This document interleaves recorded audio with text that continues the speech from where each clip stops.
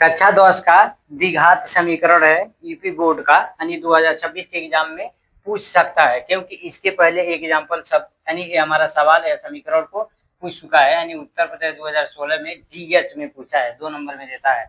Example number है 2, समीकरण 3x पे 2 घात -4x -4 बराबर 0 को क्या करना है, गुणनखंड विधि से हल करेंगे। गुणनखंड विधि में क्या होता है, प्रथम संख्या से अंतिम संख्या में गुणा होता है, प्रथम संख्या से अंतिम संख्या में गुणा होता है। जो हमारा गुणनखंड प्राप्त होता है उस मध्य में जोड़ने घटाने पे ये संख्या आ जाना चाहिए, और जो इसका फैक्टर बनता है यानी जो इसका गुणांक होता है गुणा करने पे, और 3 यानी 4 3 12 है तो 12 आ जाना चाहिए, और जोड़ने घटाने पे -4x आ जाना चाहिए। हम इनको लिखेंगे हल, क्योंकि इनको क्या करना है, गुणनखंड विधि से हमको हल करना है। लिखेंगे सॉल्व, SOLVE सॉल्व। सबसे पहले क्या करेंगे, दिया हुआ हमारा समीकरण है, लिखेंगे दिया है समीकरण, यानी हमारा समीकरण दिया हुआ है। हम क्या करेंगे, यहाँ पे दे देंगे बराबर का चिन्ह, कितना है 3x पे 2 घात -4x -4 बराबर 0। हम इसकी तुलना कर देंगे, इसकी तुलना ax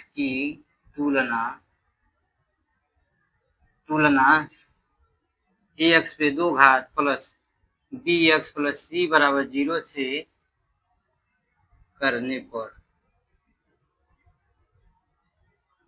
पे अब ध्यान देंगे हम यहाँ पर बराबर का चिन्ह देंगे। a के मान 3 है, b के मान -4 है, c के मान -4 है। अब ध्यान देंगे a के मान हमारा कितना है 3, कामा b के मान हमारा कितना है -3 तथा c का जो हमारा मान है -4 है। अब हम क्या करेंगे, क्या होता है, यानी गुणनखंड विधि में प्रथम संख्या से अंतिम संख्या में क्या होता है, गुणा होता है। यहाँ पे ध्यान देंगे इसकी तुलना हम किसे कर दिए, ax square plus bx plus c बराबर 0 से, यानी प्रथम संख्या a अंतिम संख्या c है। यहाँ पे ध्यान देंगे a गुणे c बराबर a के मान कितना है 3 है, अंतिम संख्या यानी c है, c के मान 4 है, तो जब गुणा करेंगे 3 चौको 12 हो जाएगा, 12 हो गया। अब हम क्या करेंगे, ध्यान देंगे 3 चौको 12 हो गया, यानी गुणा करने पे 12 आ जाना चाहिए, जोड़ने घटाने पे -4x आ जाना चाहिए, जो इसका फैक्टर बने यानी गुणनखंड बने उस दोनों से गुणा करने पे 12 आना चाहिए, तभी हमारा गुणनखंड बराबर है। अगर बेसी और कम आया तो गुणनखंड नहीं है, गलत है। हम ध्यान देंगे 12 को क्या करेंगे, 4 टाइम भी 12 होता है, 6 दूना भी 12 होता है, तो हम 6 दूना 12 तोड़ेंगे, 6 दूनी 12, 2 एकम 2, गुणा करेंगे तो 6 और 2 से गुणा करेंगे, 6 दूनी कितना हो गया 12 हो गया। अब -6x में से यानी -6x में से प्लस 2x को घटाएंगे तो बचेगा -4x, यानी 6 दूनी 12 है, अब -6x में प्लस 2 घटाएंगे तो -6x हो गया। अब ध्यान देंगे ये किस गुणनखंड से कटा हुआ है, 4 टाइम भी 12 होता है और 6 दूना भी 12 होता है, 6 दूना 12, 2 एकम 2 कट गया, तो 6 दूनी कितना हुआ, गुणनखंड हमारा 12 प्राप्त हुआ है। तब हम ध्यान देंगे इसी संख्या को देखेंगे, यहाँ 6 है ना, तो -6 प्लस 2 घटाएं कितना बचा है -4, 6 दूना 12 x हो जाता है, अब -6 में प्लस 2 जाए तो -4x हो जाएगा, यानी हमारा गुणनखंड क्या हो जाएगा 3x 2 घात -6x में से प्लस 2x घटा देंगे तो -4x बच जाएगा, 6 दूनी 12 हो जाएगा, यानी हमारा गुणनखंड बराबर है।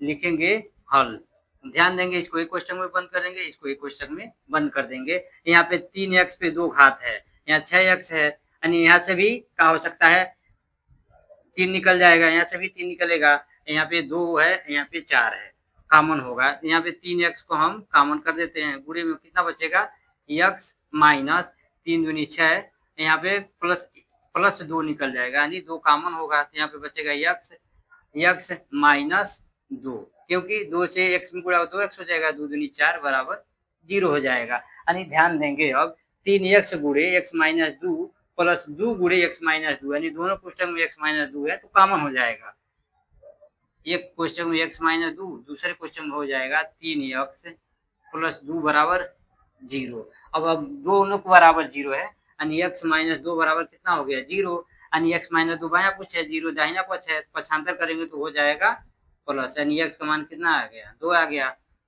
3x प्लस 2 बराबर कितना दिया है 0, यानी हम क्या करेंगे बाया है 0 दाहिना है, पक्षांतर करेंगे प्लस 2 का कितना हो जाएगा -2 हो जाएगा। अब यहाँ पे ध्यान देंगे 3x बराबर -2 है, कोई चिन्ह नहीं, गुणे का चिन्ह लगेगा, 3 से -2 में भाग देंगे तो हो जाएगा 2/-3, 2/-3 यानी x बराबर -2/3 मान आया है। लिखेंगे अतः अभीष्ट संख्या, अतः अभीष्ट यानी दोनों को मान जिसका है उसको लिखेंगे अतः अभीष्ट